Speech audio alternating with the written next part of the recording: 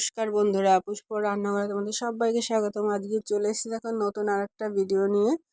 আজকে আমি করব সাজের পিঠে, দুধে ভেজাবো, সেটাই তোমাদের সঙ্গে শেয়ার করছি। দেখো সব পিঠে ভাজা হয়ে গেছে,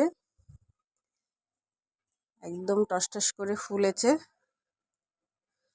এখানে গুড়, একটু গরম জল করে গুড়গুলো দিয়েছি জাল দিতে, একটু ফাটিয়ে জল করে নেব, না হলে দানা দানা থাকবে।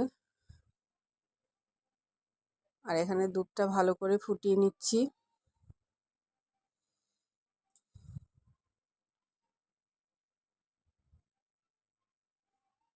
দুধটা যত ভালো করে ফাটিয়ে নেব তত বেশ ভালোই হবে।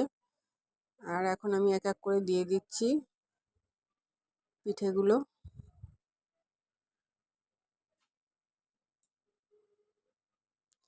দেখো একদম কি সুন্দর একদম ফুলেছে। আমি তোমাদেরকে একটা ভেঙে দেখালাম, একদম নরম তুলতুলে হয়েছে। এবার সবগুলো পিঠে আমি দুধের মধ্যে দিয়ে দেব। একদম বড় হাঁড়ির এক হাঁড়ি পিঠে হবে।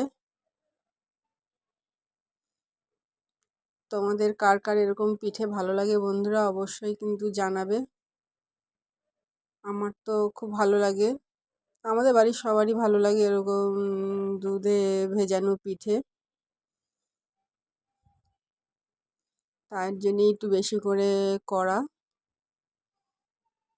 সবাইকে পিঠে একটু সবাইকে দিয়ে খেলে ভালোই লাগে।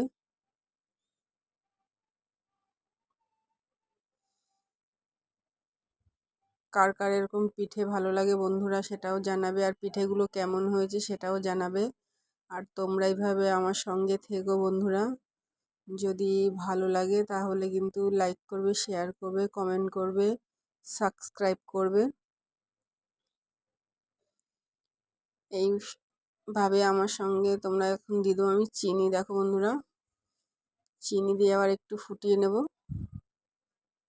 ফুটিয়ে তারপরে তোমার গুড়টা দেব।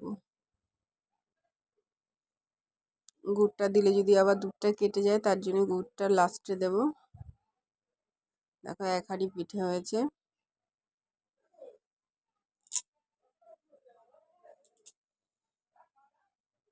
চিনিটাও প্রায়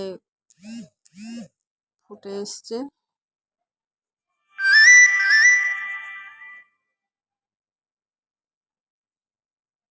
এবার আমি গুড়ের জলটা দিয়ে দিলাম, গুড়টা যে ভিজিয়ে রেখেছিলাম। এবার একটু নাড়া দেবো। নাড়া দিয়ে একটু ফুটে গেলেই জাস্ট আমার পিঠে তৈরি। একদম সাজের পিঠে দুধে ভেজানো। রেসিপিটা কেমন লাগলো বন্ধুরা অবশ্যই কিন্তু জানাবে আমাকে। আর তোমরা সবাই আমার সঙ্গে সবসময় থেকো এইভাবে, প্রথম থেকে যেরকম থেকে এসছো এখনও থেকো। আজকের মতো রাখি বন্ধু, টাটা।